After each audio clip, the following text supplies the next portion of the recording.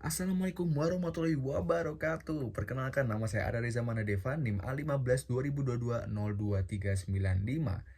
Tapi sebelumnya saya ingin mengucapkan selamat Hari Raya Idul Fitri. Mohon maaf lahir dan batin. Dan kebetulan tepat banget nih, apa yang mau saya bahas adalah tentang leadership di kelas 9601 perihal IDEA tentang masalah prioritas di saat lebaran yang kemarin saya alami. Langsung kita lanjut aja. Tentang apa sih topik masalah yang ingin saya bahas itu sebenarnya? Kemarin di saat lebaran kan adalah momen yang biasanya syarat makna kebersamaan ya.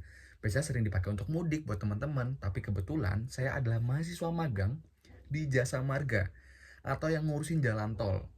Dan padahal saya itu tidak mudik sama sekali teman-teman, karena saya lahir di Semarang.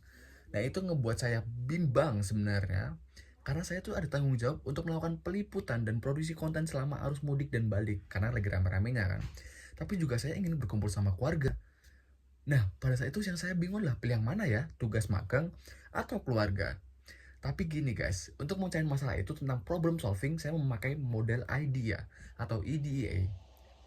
Identify the problem. D. Developing the solution. E. Executing the plan.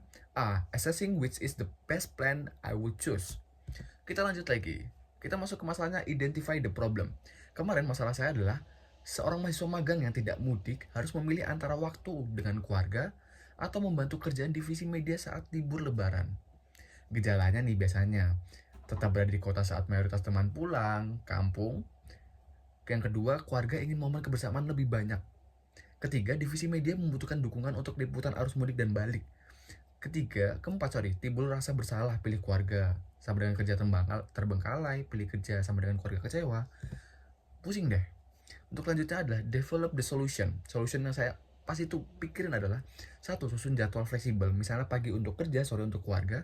2. Diskusi terbuka dengan pembimbing magang dan keluarga. Ketiga, gunakan teknologi. Jadi bisa remote editing, jadi kayak saya udah nyiapin konten-konten. Atau keempat sendiri adalah fokus kerja. Di hari paling sibuk hanya H-1 dan H+1, sisanya mah libur ya untuk ketemu keluarga. Oke, kita lanjut lagi. Ada execute the plan. Plan apa sih yang akhirnya saya lakukan? Execute the plan adalah dengan buat rundown waktu kerja dan keluarga secara seimbang. Itu pertama yang saya lakukan. Kedua, saya siapkan konten pra-lebaran agar beban kerja di hari itu ringan sebenarnya. Dan selanjutnya adalah produksi konten secara remote. Nah ini rinciannya adalah ada di sini, ada voice over, bla bla segala macam, kompilasi footage di lapangan, gunakan footage stok sama harga, dan lain-lain yang bisa saya lakukan secara remote. Kita lanjut lagi. Yang terakhir ada assess the best plan. Itu evaluasi yang saya dapat kemarin dengan menggunakan IDEA atau IDEA ini. Pertanyaan pertama, apakah hasil kerja tetap maksimal walaupun waktunya terbagi? Jawaban saya, ya. Hasil kerja saya tetap maksimal. Kenapa guys? Karena saya sudah mengkonsep. Karena seperti yang saya bilang, saya membuat rundown dan juga saya membuat plan yang akan saya lakukan.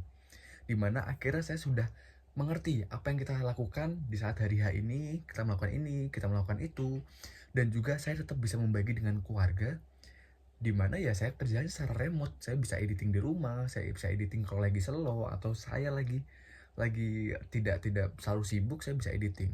Itu jawabannya. Kedua, apakah keluarga tetap merasa dihargai? Iya guys, karena saya full bersama keluarga tapi saya remote, jadi saya mengambil waktu luang-luang aja.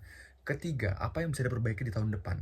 Menurut saya yang bisa diperbaiki tahun depan ya adalah saya mematangkan lagi rencananya atau rundownnya, atau saya memikirkan lagi konten-konten apa yang bisa dibuat di rumah, tidak perlu datang ke sana, dan saya bisa membagi waktu tetap bersama keluarga.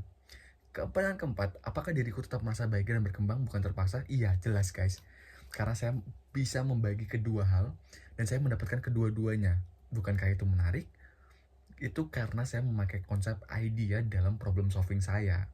Jadi begitu guys. Problem solving yang saya lakukan adalah tentang IDEA dan saya runtutkan yang tadi saya jelaskan. Dan ini adalah skema yang saya lakukan. Ini ada gambarnya guys. Tadi tinggal evaluasi yang kalian lakukan seperti seperti saya.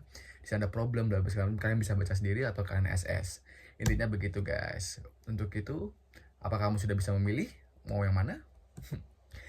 Oke, untuk itu saya terima kasih atas perhatiannya. Sebelumnya mohon maaf jika saya ada kesalahan. Sampai jumpa di lain kesempatan. Bye bye.